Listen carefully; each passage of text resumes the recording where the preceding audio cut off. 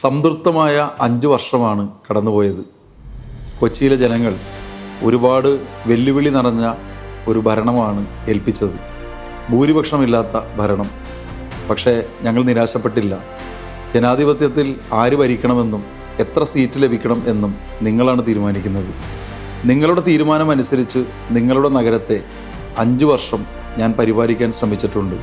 ഞങ്ങളുടെ കൗൺസിൽ കക്ഷി രാഷ്ട്രീയത്തിന് അതീതമായി, ജാതിമത പരിഗണനകൾക്ക് അതീതമായി, ഇന്ത്യയുടെ ഭരണഘടന ആഗ്രഹിക്കുന്ന പക്ഷപാതിത്വമില്ലാതെ, മറ്റ് ഒരു തരത്തിലുള്ള തെറ്റായ പ്രവണതയും കടന്നുകൂടാതെ നിങ്ങളുടെ സ്വത്ത്, നിങ്ങൾ എന്നെ ഏൽപ്പിച്ച സ്വത്ത് കഴിയുന്നത്ര ഭംഗിയായി സംരക്ഷിച്ച് തിരിച്ചേൽപ്പിക്കാൻ ശ്രമിച്ചിട്ടുണ്ട്. ഈ നഗരത്തിൻ്റെ ഏറ്റവും പ്രധാനപ്പെട്ട പല പ്രതിസന്ധികളെയും ഞങ്ങൾ നേരിട്ടിട്ടുണ്ട്.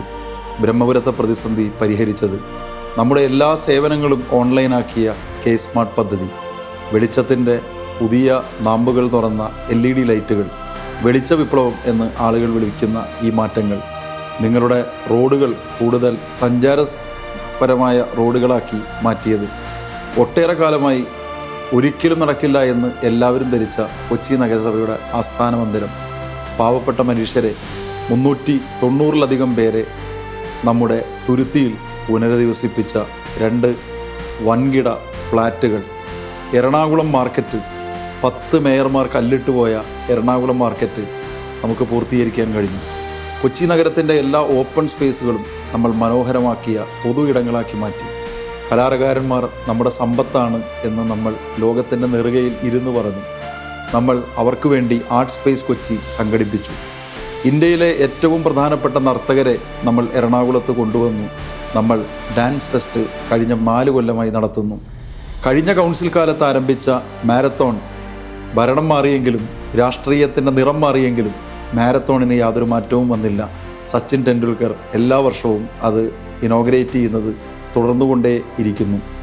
വെള്ളക്കെട്ടിന് ഒരു പരിധിവരെ ശാപമോക്ഷം നൽകാൻ നടത്തിയ പ്രവർത്തനങ്ങൾ, എറണാകുളത്ത് ജില്ലാ കളക്ടറും പോലീസ് കമ്മീഷണറും KMRലും എല്ലാ IAS ഉദ്യോഗസ്ഥരുമായും ഏറ്റവും നല്ല ബന്ധം സൂക്ഷിച്ചത്, കേന്ദ്ര സംസ്ഥാന ഫണ്ടിൽ 1 രൂപ പോലും പാഴാക്കാതെ, പലപ്പോഴും സ്മാർട്ട് സിറ്റിയുടെ കഥ പറയുന്നത് പോലെ 1000 കോടി പദ്ധതി ഞങ്ങൾ 1030 കോടിയായി നടപ്പിലാക്കുകയാണ് ചെയ്തത്.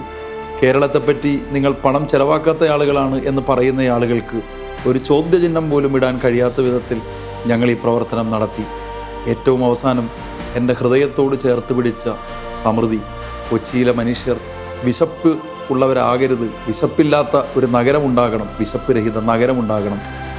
കേവലം 10 പേരിൽ നിന്ന് ആരംഭിച്ച് 200-ലേറെ സ്ത്രീകൾക്ക് ജോലി കൊടുക്കുന്ന സ്ഥാപനം.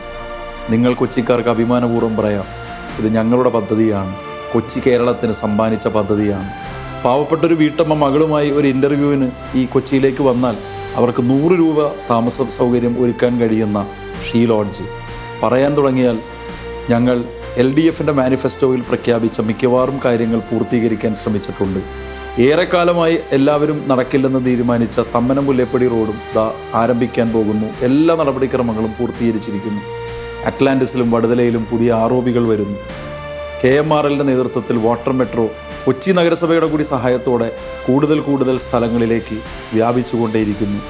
അതുകൊണ്ടാണ് ഞാൻ പറഞ്ഞത്, നിങ്ങൾ എന്നെ ഏൽപ്പിച്ച നഗരം ഉത്തരവാദിത്വത്തോടെ ഞാൻ നിങ്ങൾക്ക് തന്നെ തിരിച്ചു നൽകുകയാണ്.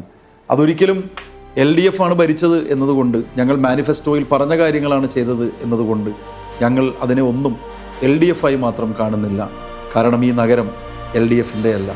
ഈ നഗരം കൊച്ചി മേയറായിരുന്ന അനിൽകുമാറിൻ്റേതല്ല. ഈ നഗരം നിങ്ങളുടേതാണ്.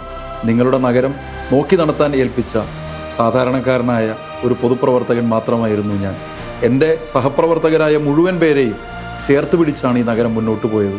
എല്ലാവരെയും സഹകരിപ്പിച്ചാണ് മുന്നോട്ട് പോയത്. ആ സംസ്കാരം എന്നെ പഠിപ്പിച്ചത് നിങ്ങളാണ്, കൊച്ചിയിലെ ജനങ്ങളാണ്.